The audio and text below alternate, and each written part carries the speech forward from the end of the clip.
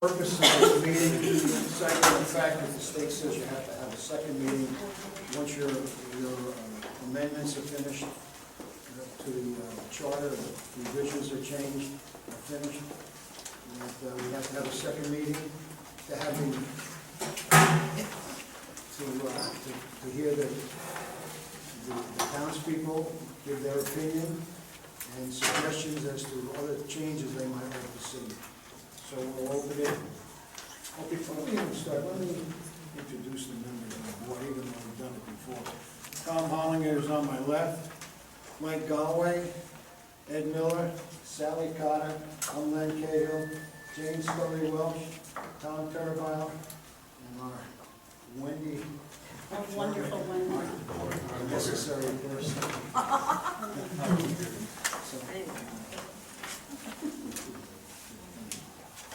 So if anybody has anything to say, does everybody have a copy of the proposed changes? They were available online. We have some copies. We have some copies here if anybody wants to look at them. Most of the changes that we made are just, small changes. Removing words here and there, changing them. Two of the biggest changes that I guess we made, one is on the Board of Finance. We suggested that we reduce the term from 6 years to 4 years, as advised by some members of the Board of Finance who said that 6 years was really too long. And we eliminated the alternates for the Board of Finance because we reason that 6 members were an adequate number to have for meetings, whereas if 3 members disagree, the motion fails, and you need 4 members to agree to the change that they might like to accept. Another one is, let me see, for private organizations that get money from the town. What number are you on? And I'm looking for it. Page number 62, page 34. It says, no contribution of more than $100,000 per annum shall be made to any organization or corporation who does not comply fully with the requirements of sections 9-1 and 10-2 of the charter, in the same manner as elected and appointed boards. So that was another change that we made. And there's one item that we're still discussing, and some of you may like to have some input on it, and it's the sections 4-6, 4-7, and 4-8 in the finance area of the charter. So with that said, if you have any input or questions, or want to say something, feel free. Yes, ma'am. Peggy, Adler, 5 Liberty Street. The Clinton Town Charter is as much the Constitution of and for the people of the town of Clinton as the United States Constitution is of and for the people of our great country. This document should only be revised after very careful consideration along with professional advice from legal counsel and input from members of the electorate. Charter revisions should not be recommended or implemented for partisan political reasons nor emotional ones, but should only be made sparingly to spell out and to ensure the constitutional rights of the Charter's constituents. For once implemented, they can be very difficult to repeal. Rather than charter revisions, most problems can be dealt with by ordinance. Thus, as chairman of the Clinton Taxpayers Association Charter Revision Oversight Task Force, I have the following comments. 1, for many reasons, we were delighted to see that the term of the service of first selectman and that of all selectmen will remain at 2 years. First and foremost is that Connecticut has no mechanism for recalling an elected official. Additionally, if 2-year terms are adequate for members of the United States Congress and our Connecticut state legislators, they are sufficient for the members of our Board of Selectmen. This, in fact, benefits the voters of Clinton by giving them the opportunity to judge the performance of their first selectman and his or her fellow board members every 2 years and ensures a higher level of public accountability during a reasonable performance period. 2, the threshold of financial decisions referred to town meetings should not be increased from the current $15,000 to $50,000. To do so would grant too much power over our own pocketbooks to the Board of Selectmen and the Board of Finance without oversight by the people. 3, please do not implement your item number 32. The charter should not eliminate or in any way reduce the government's duty to inform its citizens of its legal and financial decisions that affect them directly or indirectly. Transparency is always best. 4, alternates on certain boards and commissions have always been an effective device to ensure that the absence of a quorum does not delay important decisions. Eliminating alternates from the Board of Finance, Planning and Zoning Commission, Zoning Board of Appeals, Design Review Board, Board of Assessment Appeals, or any other board or commission that currently has them will not address the chronic poor attendance of a few board and commission members. What would address poor attendance of elected board and commission members, if allowable by law, would be to apply the identical attendance standards to them as is currently applied to appointed officials, who are removed when they fail to attend 66.66% of regularly scheduled meetings, which provided in Section 9-4B of the Charter.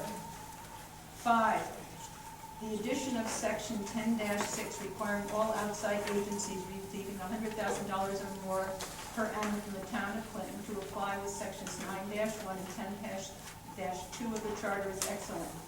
Hopefully this will include the requirement of submission to the Finance Office once a month of detailed itemization of their line item expenses. This is what is required of the police department and other town agencies. Thus, the wording should include other town agencies and not be limited to boards and commissions as stated in your number 63. So we believe it's only correct that the same requirement should be in place for outside agencies receiving taxpayers' funds. Furthermore, the charter should also state that failure to comply shall result in suspension of funding until fully compliant.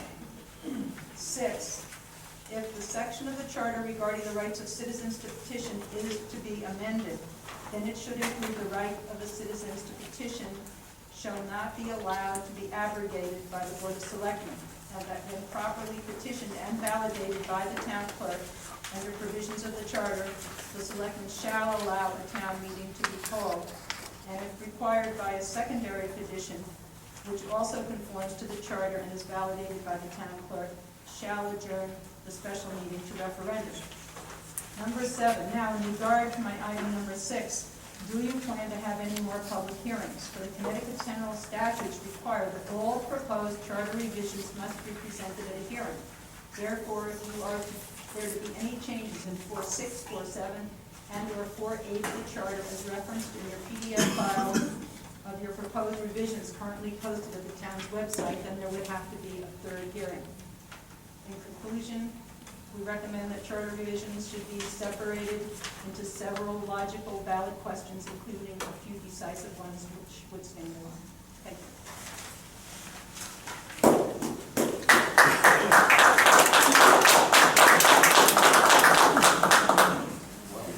Anyone else?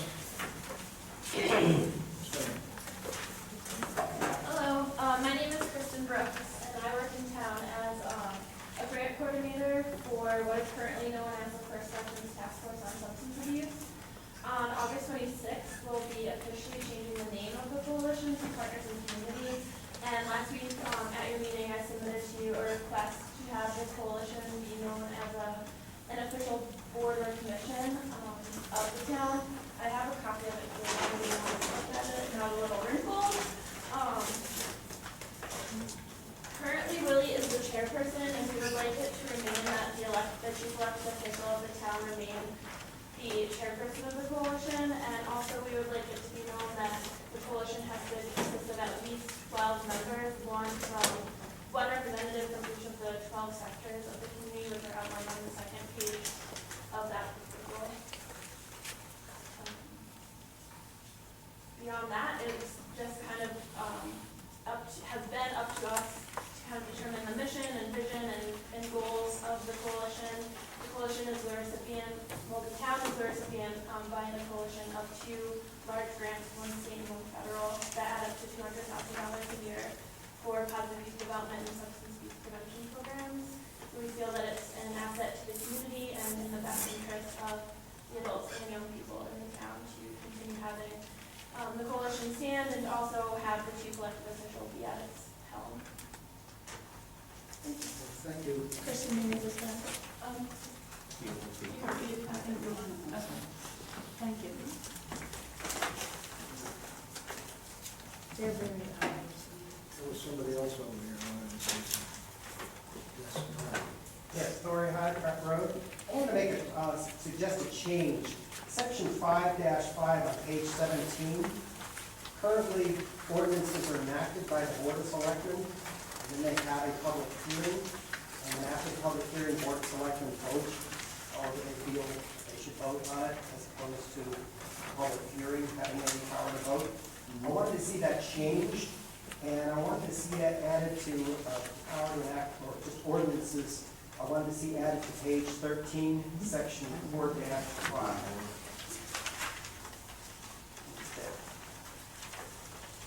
Under special town meeting actions, special town meeting should be required for approval after recommendation by the Board of Selectmen and approval of the Board of Finance 4.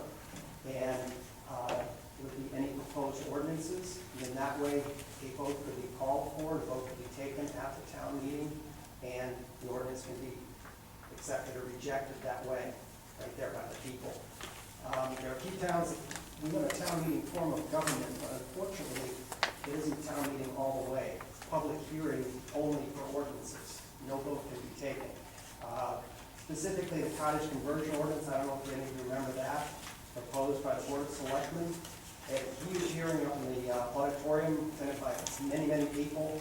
Just about everybody there was not for it, because what it required was you to put aside additional amount of land for an extra system field. And a whole bunch of people on the selectmen's meeting, they voted for it anyway. So the only way it could get overruled, as it stands currently, is you have to have a petition of 300 registered voters or property people that own more than $1,000 worth of property in town of Clinton to call for a referendum. And the referendum is very expensive. It can be $3,000 to $6,000 because it's a regular polling type situation from 6 a.m. to 8 p.m. at night. So I wanted to see any proposed ordinances, like I say, added under page 13, section 4-5 as a special town meeting actions. Chester, East Haddam, Old Lyme, they currently have a system. Chester has a situation where someone complains the sidewalks in downtown Chester weren't getting plowed in the winter. At the town meeting, they found some kind of ordinance back in 1952 that said the property owners had to plow the snow. And since it was a town meeting, people called for a vote. We voted down. So town of Chester plows all the properties in downtown and restore it. It's great for the people there, because a lot of people are old people. East Haddam, I remember many years ago going to a town meeting there. Same thing, something was proposed, someone called for a vote, they asked for it to be by paper ballot, and we counted all the votes, it was voted down, that was it. Old Line, another situation, they put in an ordinance that had to do with the trash, putting a fee on the dumpsters for the commercial people. They had a town meeting, and then it was voted on there. So this is what I'd like to see, as opposed to having a public hearing where everybody can say what they want, and even if all people are against it, the selectmen can still vote for it, and then it's a major operation if someone wants to try to overturn it. So that would be my suggestion. Two meetings ago, when I asked somebody before the meeting, and they didn't have a clue what I was talking about.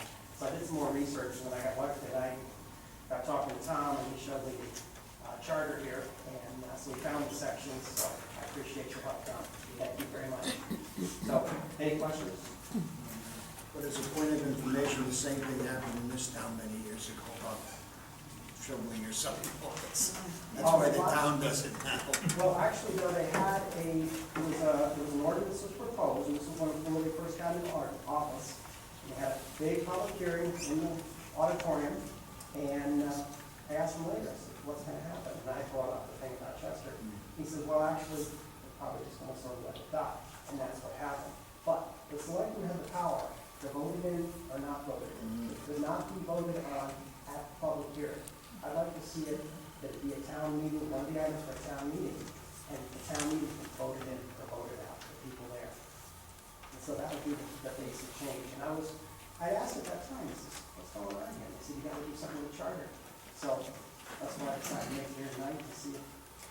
And I see nobody else has ever proposed this, so I just figured what the heck, if you were a shop. And you have talked about ordinances, so. Okay, but I mean, the problem is that as it sits now, is $3,000 to $6,000 to get an ordinance overturned, to get the selectmen voted in. And people at the public hearing have to really vote for it. So I'd like to see the people. It can be petitioned. That's right, 300 voters, or $1,000 or more property. And then it has to go to a full referendum. Okay, thank you very much. Anyone else? Clinton Taxpayers Main Street. I'd like to address two items. Could you speak up a little bit? Oh, sure, I'm sorry. In Semino East Main Street, I'd like to address two items. The first is, I think, any proposal that has to do with eliminating alternates is not a good one. Having served as a member and the chairman of several commissions, I can say that it's hard enough with alternates to get a quorum. And we shouldn't make that more difficult, because in some cases what that actually does is it makes certain proposals automatically pass because there wasn't a quorum present. And the other thing I'd like to address is the threshold, the proposal to raise the threshold from 15,000 to 50,000 without going to a town meeting. I think that's a bad idea. I think if anything, we need to return more of the authority to the residents, and I think that threshold should be lowered to $10,000. Thank you. Does anybody want to address the? I just have one question, if I could. Peggy, your item 3 on your letter says to not implement our item 32. And our item 32 just renumbers a paragraph. I thought you read number 32, maybe I had the wrong item. There was one that said about not having notices of financial decisions and so on in the newspaper. It says Board of Police Commissioners becomes. No, our 32 says the Board of Police Commissioners becomes section 313. Oh, okay. That's just a simple, I'm just a sorry, I title picked up change. the wrong one. That's okay. Um, Do you know which item you're thinking of? Then? Was it item, if you look at that, was it item 59? Yeah, page 32. Right. Okay. Oh, okay, Right, page page. 32, sorry. It's item number 59. Oh, okay, I guess. Thanks, Tom. Yeah. It's page 32. Page 32, charter, item number 59. Thank you.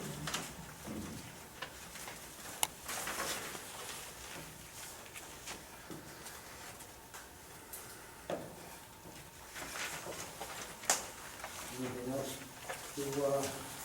Yes. Yeah, a couple comments. Dick Adler, 712 Woodland. I think the removal of alternates is not a good idea. I've been to several of the Board of Finance meetings, and generally, there's 1 or 2 alternates that fall down all the time to vote for, but the regular members are not attending. I don't think they should be removed. I think that's an asset. You should have more people on Board of Finance because they speak for people in town. That they make big decisions in Board of Finance, and if you end up with 3 or 4 people making a decision, I mean, that's reasonable. The town meeting, the $15,000, I think 50 is too high. 15, I think, is very low nowadays. Maybe 25,000.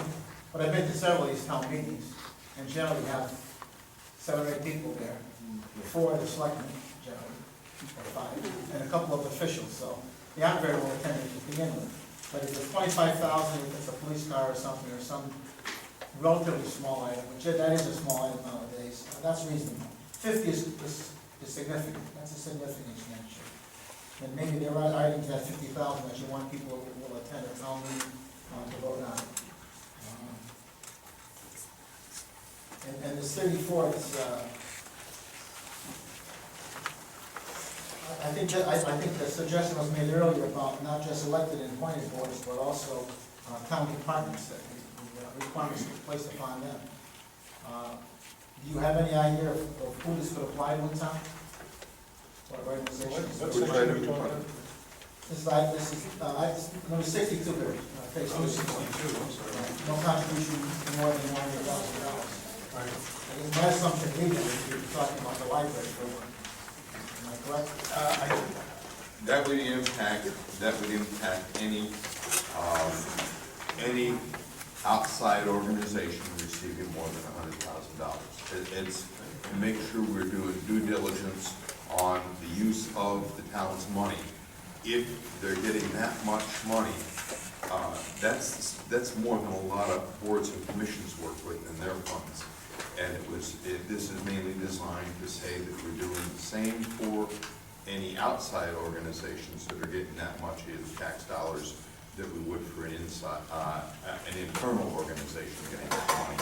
And we have talked with one group that happened, came by and were interested, and they felt that these requirements were not a problem for them. Okay. I think that's a good idea, and I'm not sure if you haven't answered my question. Does that apply to the library?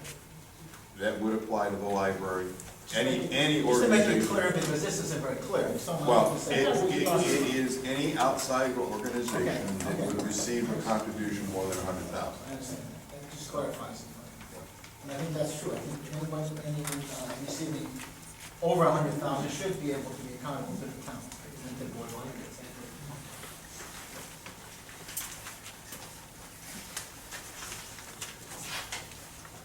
Anyone else?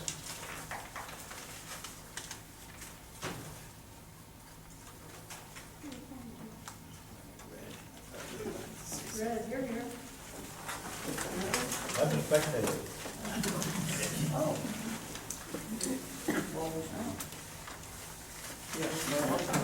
My name is 240 Cowville Road. I wonder, when you looked at the Board of Finance and you decided to decrease the terms to 4 years and eliminate the alternates, did you think about considering increasing the size of the board to 7?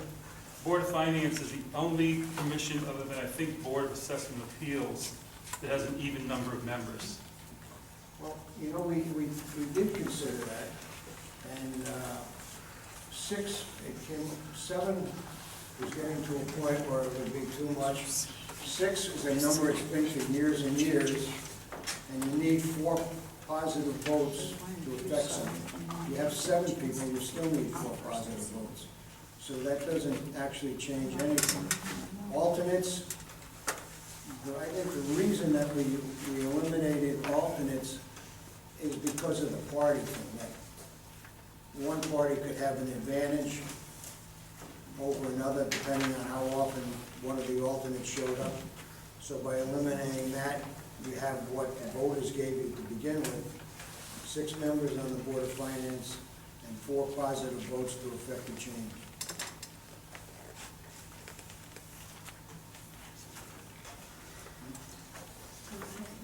Well, the makeup as it stands is that the Board of Finance should make financial decisions only. And that's one of the reasons it's always been an even number of people.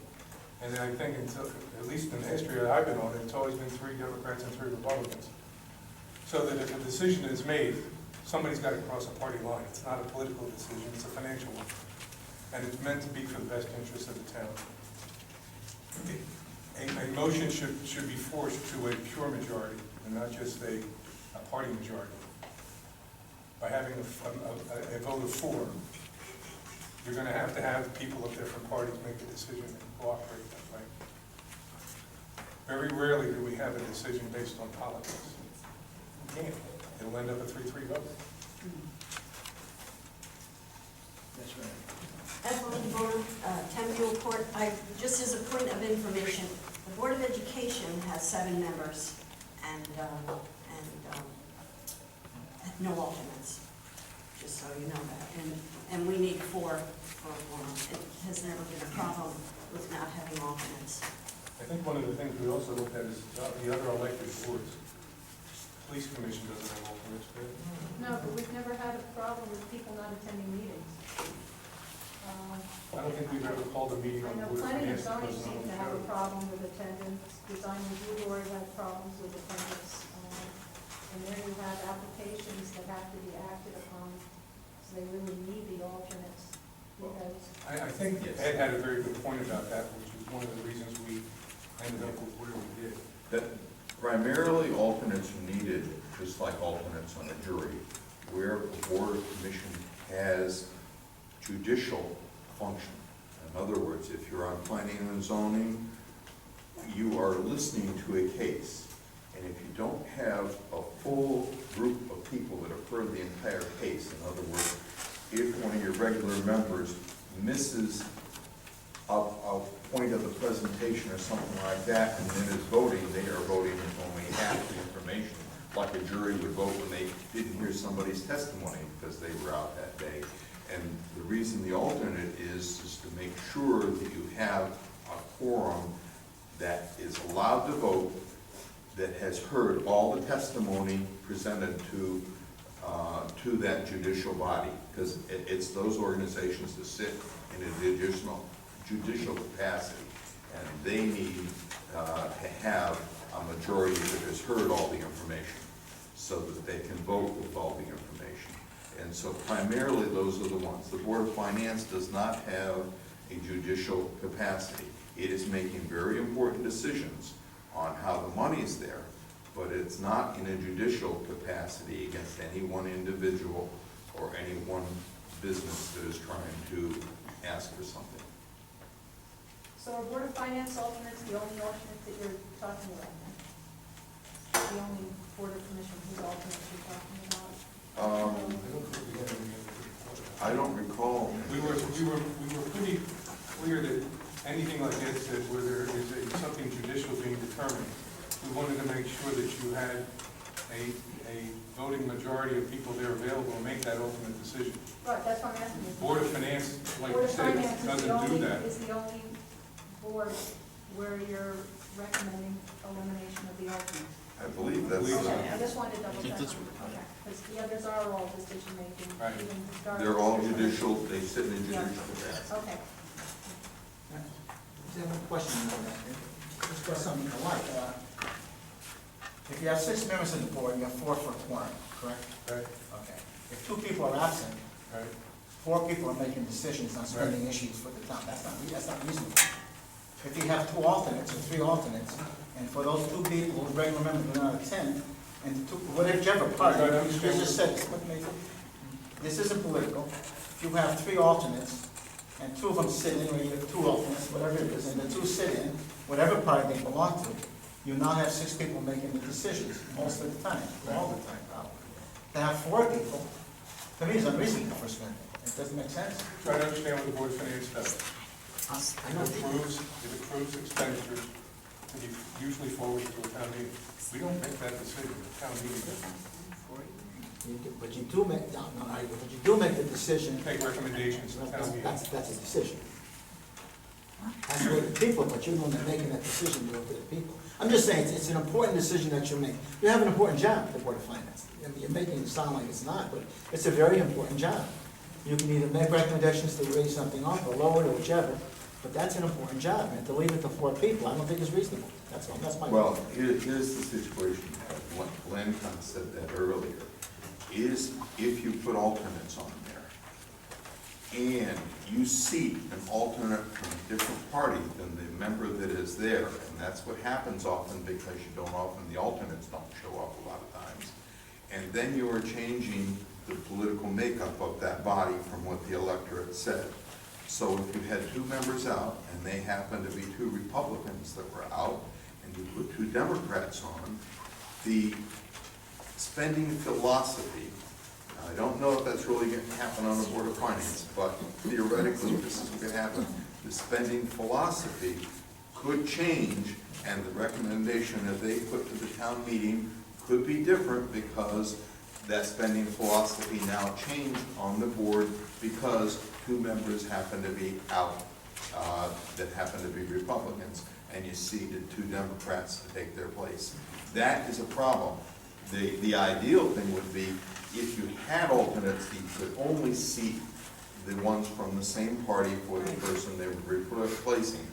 That has not worked out in practicality from the anecdotal information that we have had in the past. Fortunately, those members that were alternates and members to what was reported to us have always made decisions that were in the best interest of the town.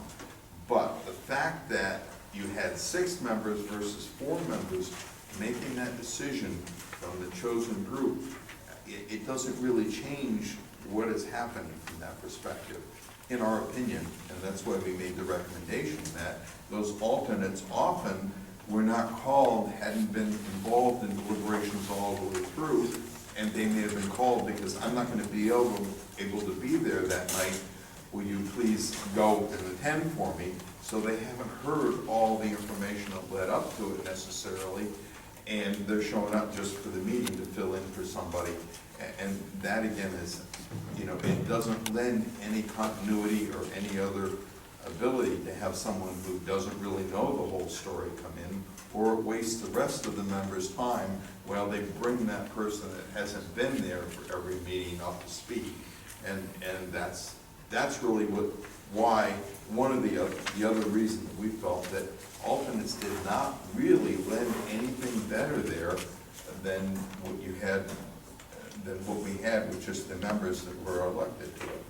And just 2 points as always. One is, first of all, they're all elected, whether alternates or regular members, they're all elected. They're put there by the people that voted for it. Okay, so they're all elected. You're kind of putting down the alternates. And now, I'm not involved here politically at all, okay, you're putting them down. I've been to several of their meetings prior to, to referendums, etc. And I thought the alternates were very constructive. I mean, I think the whole commission worked very well together. So, I think if that's the reason you changed it, I don't think it's valid from what I've observed personally. There's no political ties or anything else. I think it's worked. Maybe there are some people on the commission. Now, we just heard from Mr. Hollinger here that this commission is not political. Everyone's kind of votes for what's best for the town. And I think I've seen that. But again, it's better to have 6 people voting on an issue than 4. Why not 2 people, I mean, it starts to get kind of ridiculous as to who's voicing, who's giving the voice of the people. These are all elected individuals, and I think, from what I've seen, they've all had the best interest of the town in mind.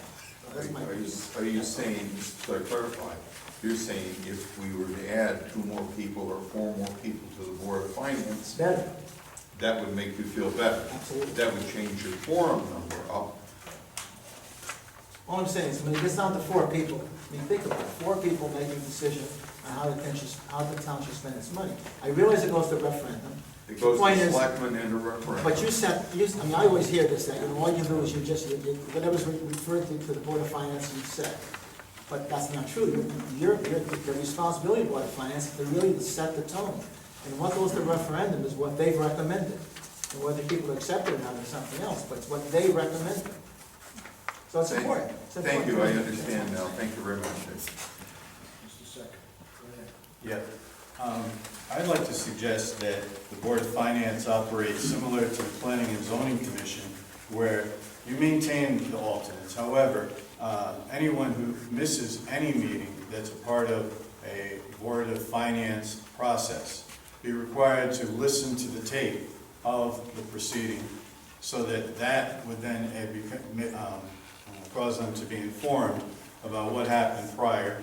And the other thing is, as a 6-board commission, wouldn't it be possible, if you're trying to avoid the plurality of any one party, isn't it possible to have 4 of one party and 2 of another, because it would be 1 more than half? So in effect, your worst case scenario is 4 of one party, 2 of another, as opposed to on a 7-board Board of Finance, the worst possible scenario in this context would be 4 and 3.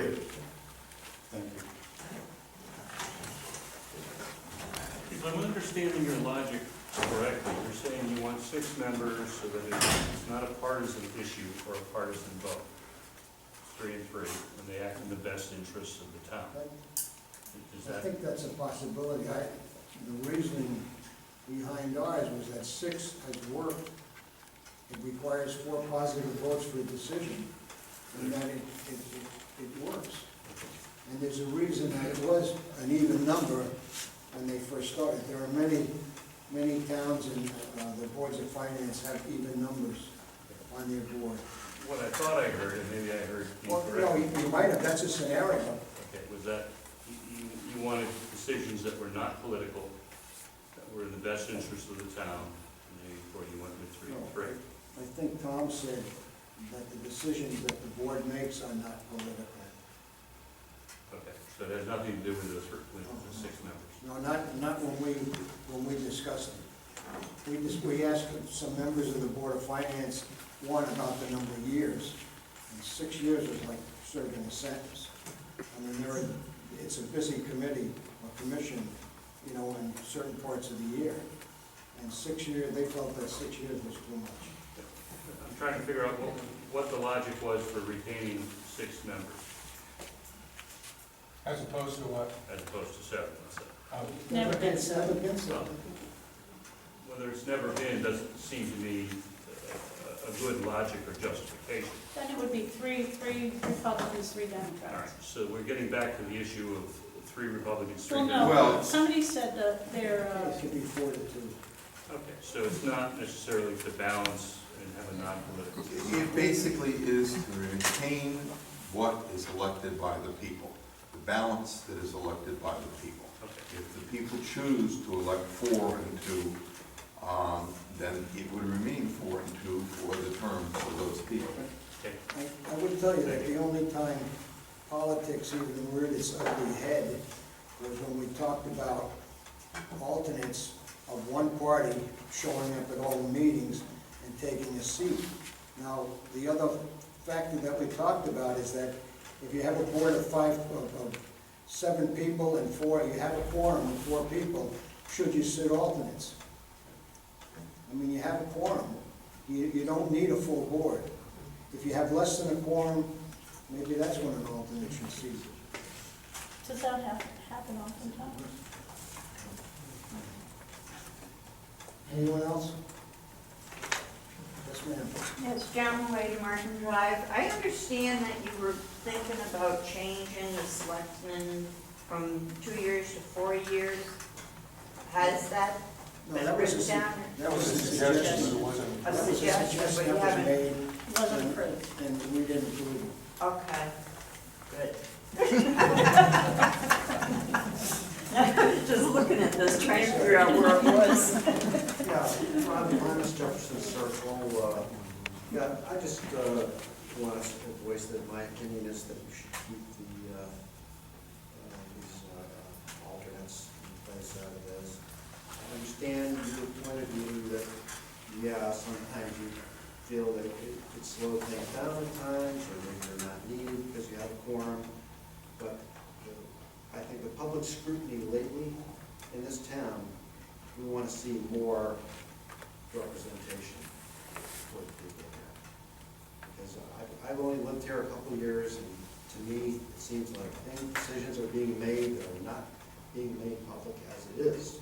And for that same reason, I don't think we should increase the 15,000 to 50,000 either. I'd like to see that remain as is, or just a small increase for a cost of living, whatever it is, 20,000 or 25. I think it is too much. Also, I have one more question. Now, in this charter, nowhere in the town of Clinton is there such a thing as a noise ordinance? Is there a noise ordinance? It's an ordinance, it's not in the charter. It's not in the charter. But that, or it will be an ordinance that have to be voted on, not, or could that be written in the charter? It is, no, you don't put ordinances in the charter. Ordinances are passed by the board of selectmen, or by a town meeting, and they are on file in the town clerk's office. They are not part of the charter. If we put all the ordinances into the charter, it would be very large document, and you wouldn't be able to pick out, and they don't really have to do with everything. That should be addressed in a different If they were available, the ordinances were available. If you want to laugh, read them. Yeah. We probably have too many. Now, there are some that are very dangerous. You can't walk your line on the green. Okay. That's the only word. Please don't do that. Don't do that. Well, it's one thing the selectmen have to pick up rubbish downtown. Yeah, the selectmen clean the streets in town. I remember when Danny Dees did that.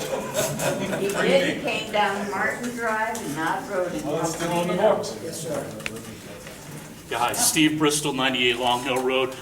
I'm one of the few who seem to agree with your idea of keeping the 6. The only adjustments you might consider based on some of the recommendations or concerns of people is either increasing it to 8 full-time, or perhaps making sure that it does get elected as an even number of each party. Personally, I think it works the way you recommended it, because it forces essentially a supermajority. It has to be bipartisan. If you have a full board, then it's 3, obviously even numbers. Just maybe those 2 possibilities to address the concerns of some of the other people, but personally, I like the way that you've decided to make it. See, I can agree with things.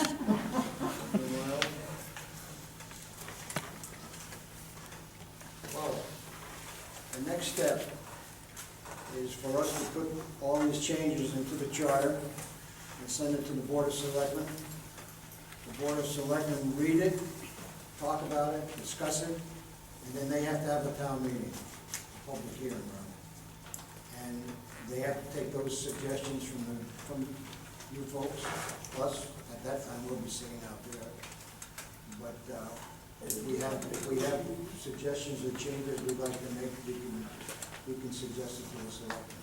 Yes, ma'am. I did have one question though. In the draft that's up on the internet, and I addressed it in the statement, you had that we were still going to consider and discuss 4, 6, 4, 7, We have a meeting 4, 8. Thursday. Okay, I understand that.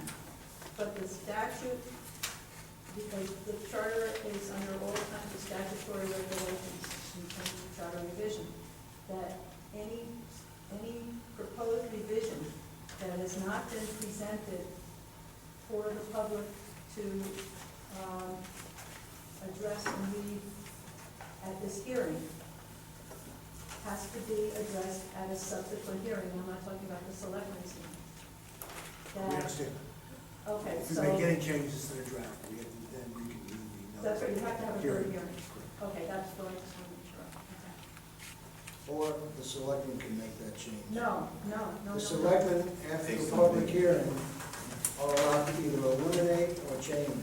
They can eliminate, but the charter revisions that the Charter Revision Commissioner Committee, whatever it's referred to as, that are presented for the hearing, this second hearing, at least 2 hearings that are required. And then if you read the statute, there is a statutory timetable by which they have to go to the Board of Selectmen and then to the town clerk. Anything that is introduced, that is not introduced tonight, has to go to an additional public hearing. That's what the statute, If we introduce, if we do not introduce it, then we don't have to have a separate meeting. If the Board of Selectmen takes what we present them and modifies that, their public hearing covers their changes. That's what the things which you have presented tonight, but they cannot then introduce things that are not part of the presentation, the proposed charter revision. I don't know if I'm expressing it well. I mean, that they can accept or reject or redo the verbiage of what you are proposing and what we've discussed tonight. But new revisions, which have never been introduced here, cannot be introduced unless there is an additional hearing that is set up by your version. That's part of the statute. So you would just have to have an additional hearing. If we change anything. Yeah, right, I'm thinking specifically with reference to 4, 5, 4, 6, and 4, 7, but there would have to be an additional hearing by you folks. If we change. Yeah, if you make any recommendation, exactly, if you have any recommendation. She's agreeing with you. Okay. We're aware. Because If it changes, we'll the let you know. question as to whether or not the Board of Selectmen could then use it. That's up to them. Yeah. But we can do it. But the statute, Is there anything else? Well, thanks for coming. It's a surprise, we have a nice crowd. Thank you for all your.